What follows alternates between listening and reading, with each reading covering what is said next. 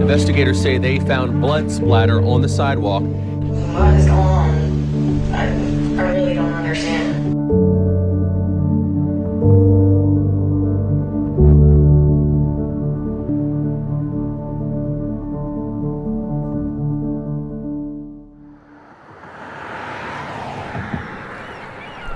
On April 11th, 2016, in St. Augustine, Florida, police were dispatched to a neighborhood where a resident found large amounts of blood near a bed and breakfast driveway. Southern Police Department. Hi, in front of my house at 88 Cedar Street. Can you send an officer over here? It looks like somebody got injured out there last night. When detectives arrive, they find blood along a fence. There are bushes that they start searching through, where one detective ends up finding a kitchen knife and another finds a pair of thick-rimmed glasses. But no body is found. The police know something has occurred in this location, but since they can't find a body, it is unsure if the injured person is alive and walked away, alive but unsafe, or dead.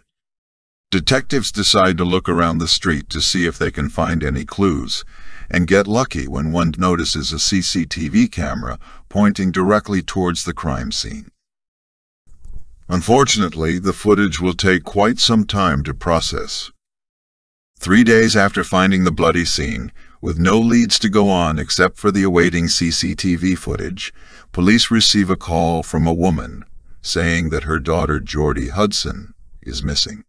Jordie Hudson is a 46-year-old artist that for the past 14 years has been suffering from chronic meningitis, making her body weak and fragile.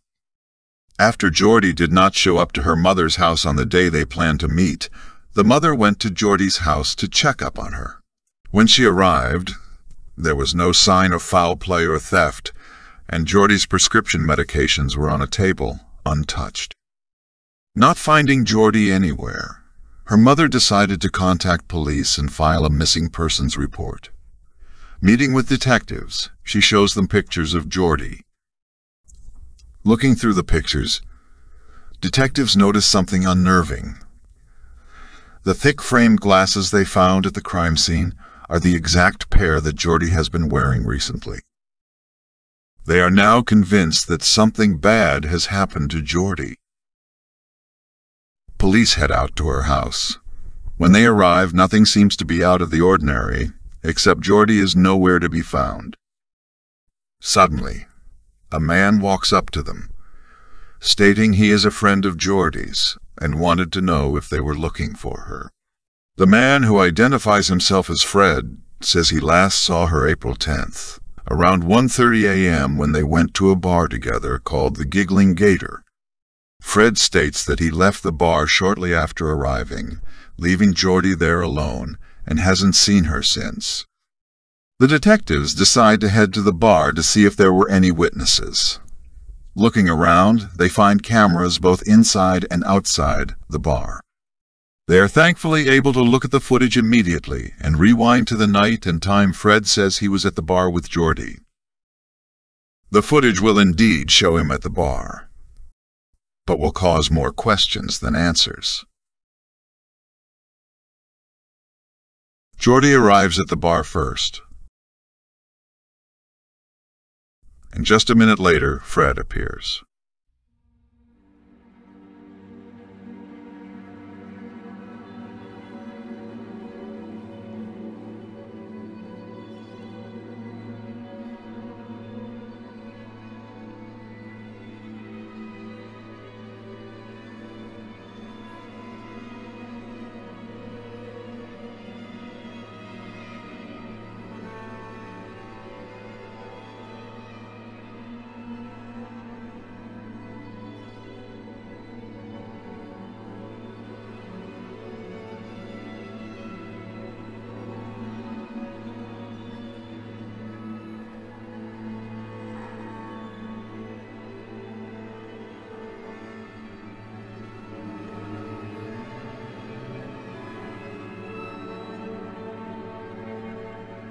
Even though there is no audio, detectives can tell that Jordie is unhappy about something.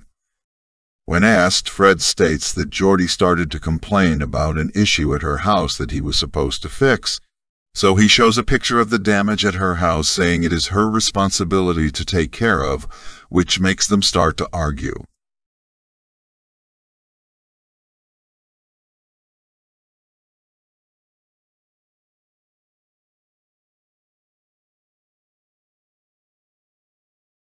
Not wanting to deal with the argument, Fred decided to leave. Looking at the CCTV from the exterior of the bar, detectives do in fact see Fred leave and not come back for the rest of the night.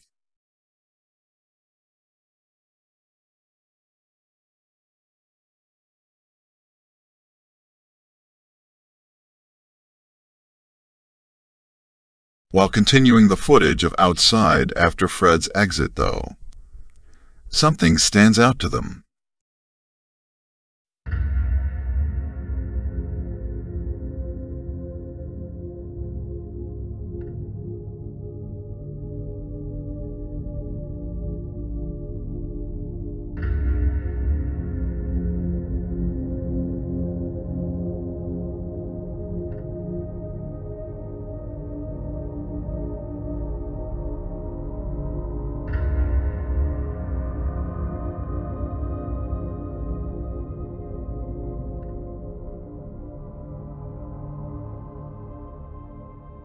While this may seem like nothing at the moment, since fights do happen at bars, circumstances change after the fight is over, when Jordie appears outside of the bar at 2:43 a.m.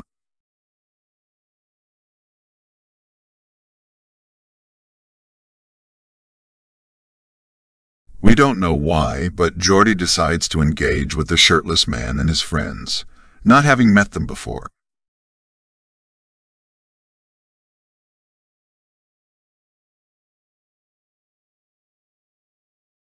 Since there is no audio, detectives cannot figure out why Jordie is talking to them, nor what their conversation is about. Jordie and the man continue to speak until the two and another man form a group.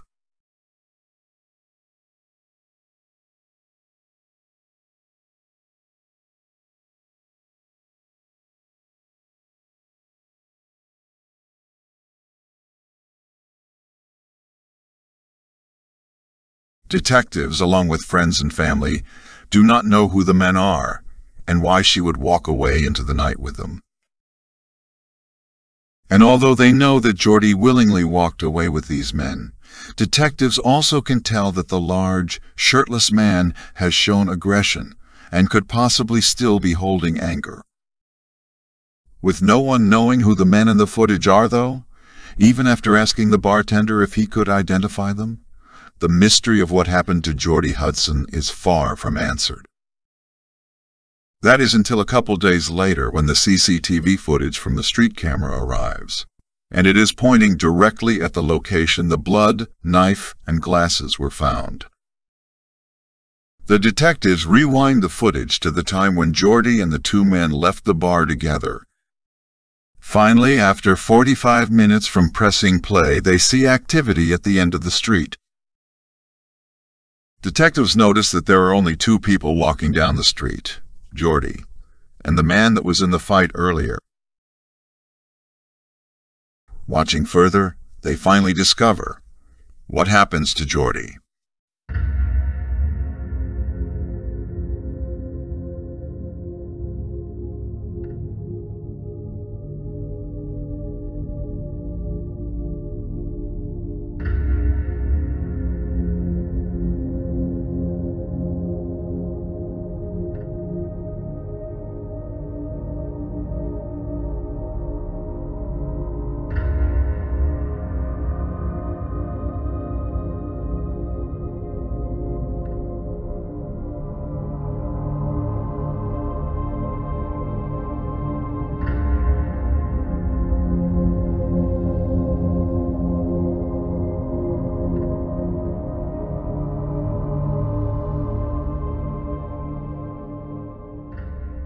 Although Jordie and the man are far away and almost out of sight of the camera, detectives believe the footage shows Jordie being hurt, possibly even murdered.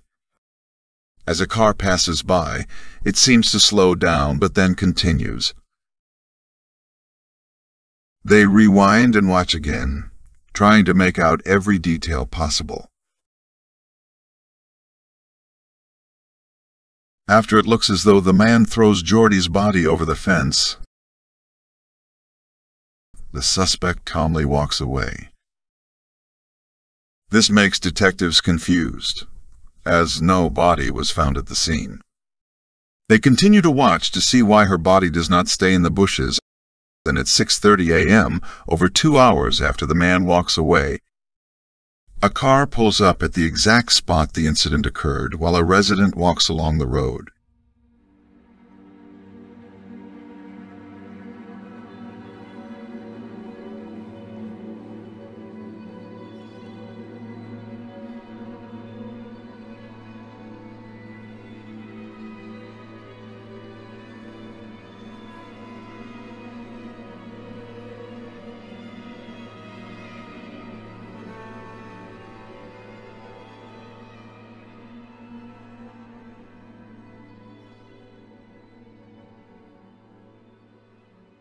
Detectives believe the man who hurt Jordie came back to dispose of her body. More questions arise, though, as a female suspect is captured with the man. Now they have 2 unknown suspects. They get a break, though, after receiving a phone call from someone that knows one of the males in the outside bar footage. The person does not know who the larger tattooed man is, but does know the other male. So the detectives find where the man in the footage lives and bring him in for questioning. The man states that Jordie told them that her car was parked nearby and offered them a ride, which both accepted. And after like about 20 minutes of walking, we were walking pretty slow or whatever, she kind of started backpedaling a little bit, so I don't know if we can get the car or whatever. After roaming around the city for over 20 minutes looking for the car, which Jordie didn't seem to remember where she parked, he became agitated and left them to find another way home. Trying to figure out who the other male is that stayed with Jordie, he gives them the name of a 39-year-old man named John Harry Branson, who goes by Harry. The last name suddenly stands out to detectives. They had just run a search of Nissan Versas in the area, since that is the car they identified in the CCTV footage, and found the name Judith Branson. They know it's not their main suspect, but she could possibly be the female suspect. They bring Judith in and discover that she is not only the car owner, but also Harry Branson's mother. She states that Harry borrowed her car often and would even take it without asking. When you got in it the next day or saw it the next day, was it where you parked it? Like before that? Like right by my porch. It is obvious to the detectives that she is not the woman in the CCTV footage, so they decide to show her a picture of the female next to the car to see if she can identify her. The female is Harry's girlfriend, 29-year-old Christine Thomas. Police are able to track down Christine and bring her in for questioning.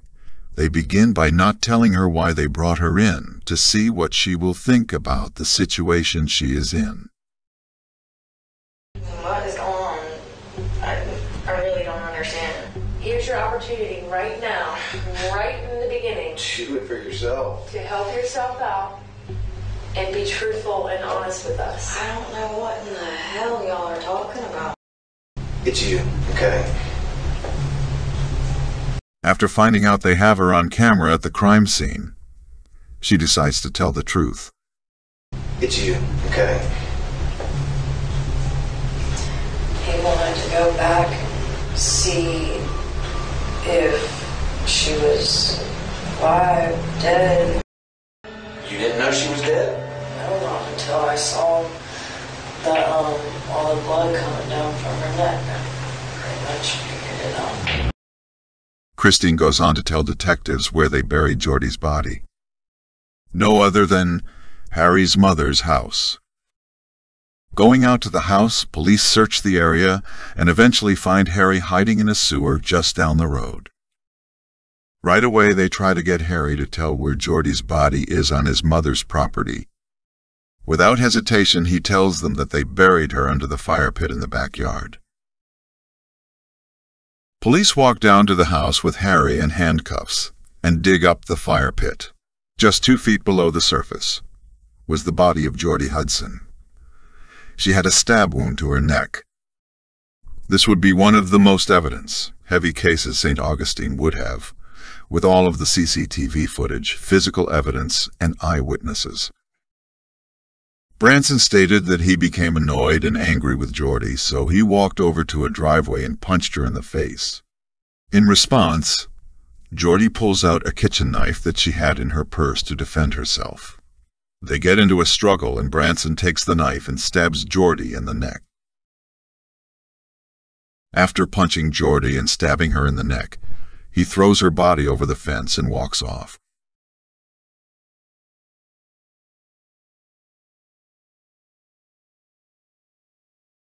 Branson claims he didn't know if she was dead or not, so a few hours later he decided to tell his girlfriend what happened, and both go back to the crime scene to see if Jordie is still there.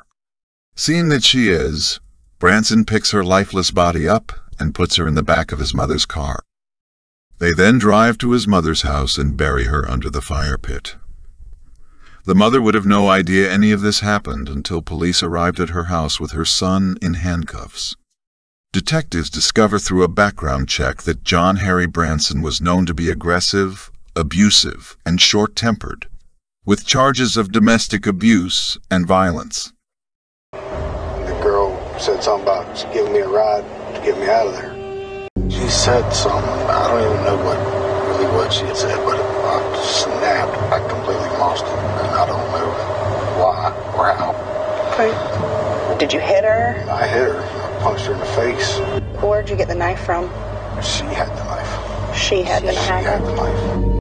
I grabbed her and shoved her hands toward her, so... Okay. Did you feel it go in? Yes. John Harry Branson is sentenced to 40 years in prison for second-degree murder, plus 10 years for abuse of a dead body, after they found out Branson had cut off 2 of Jordie's fingers after she was dead.